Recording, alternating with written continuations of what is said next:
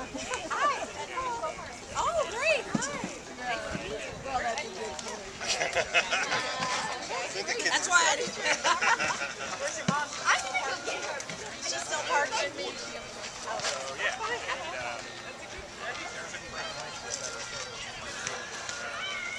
Get water.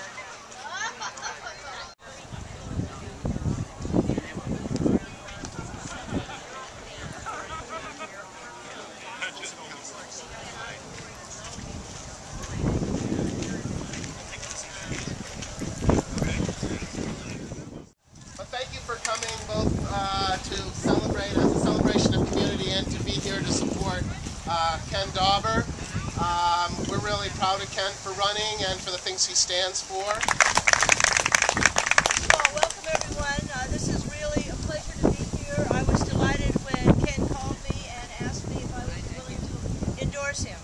Absolutely. I encourage all of you to do the same and to tell all your friends to do that as well. I think an important thing to remember in running for school board or serving on school board is the quality of the discourse is very, very important. The quality of the content, the issues before you.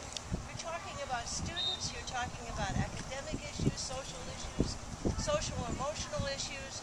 You're talking about building the future of children. But I'm very enthusiastic and I encourage you to think carefully. This is a very important election. He brings a new voice, a different kind of energy, and intellectual expertise that would really help the school board and our community. So, vote for Ken Dauber. I want to say how much I appreciate the introduction from both Gail and Wynn, because I think that they have really spent a lot of time advocating for the kinds of issues that we all care about in the community, and the fact that they're standing beside me and endorsing me to you really matters to me. I really appreciate that. What I want to do is talk briefly about the ideas that we share in this campaign. We all agree that Palo Alto has excellent schools, and we are proud of those schools and justifiably proud of those schools. But like all organizations, there is always room for improvement. And this campaign is really about a few good ideas for improving our schools. And what I want to talk to you about is those ideas. The first idea is valuing student health. Our schools are well known for two things. One is high achievement, which is great. Another, which is less fortunate, is stressed out kids. That is, kids who don't get enough sleep. Kids who spend too much time on homework. Kids, some of whom struggle with depression and anxiety. And this is an issue that we have known about and thought about for a long time as a community. We've made a lot of progress on this issue, but we have to be frank that there is still work to be done.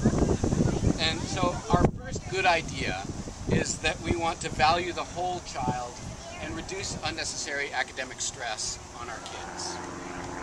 The second good idea is teaching every child, regardless of their ability or their advantage. We believe in the idea that all kids should have a level playing field and equal educational opportunity. We need to close the achievement gap. We also believe that children who are advanced should have appropriate challenges. We need to reach and teach every child and to meet each child where they are. That's a fundamental principle of public education, and we need to be guided by best practices and expert opinion in that goal. So our second good idea is data-driven educational practices that lead to high achievement for all children, that lift up all children.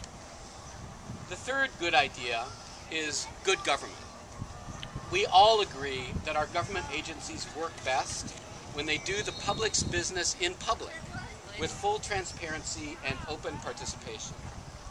We as a community share that value, and we want to see it fully implemented in our schools. And I pledge to you that when I'm elected, if I'm elected, that you will know everything that I know.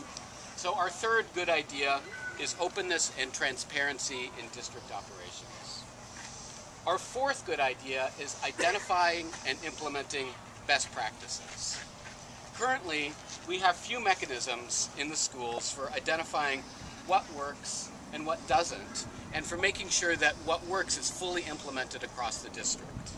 Instead, we have a philosophy of site-based control that too often produces silos.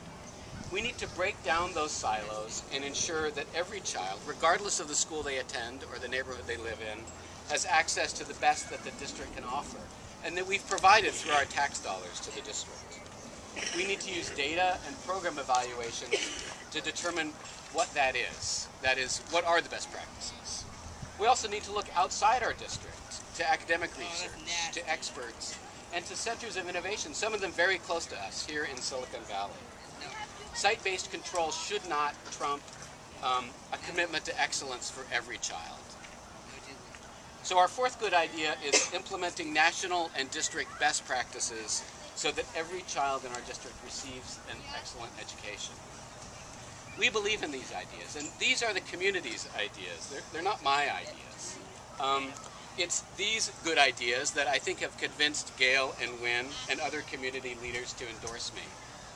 Some of the folks who have endorsed me don't know me, so it's not about me, right? I'm not an insider. I haven't been around politics in Palo Alto for a long time. I'm a dad. I'm an engineer. I got involved in the schools because I care about kids. So it's our ideas that have convinced a lot of folks involved in school politics and city politics that these are ideas that they want to get behind. These community leaders, I think, believe in our good ideas, and it's those good ideas that they want to elect. And I just want to make sure that you all understand that those are all of our ideas. They're not just my ideas. I can't do any of these things by myself, right? I've given you 4 good ideas. There's other good ideas.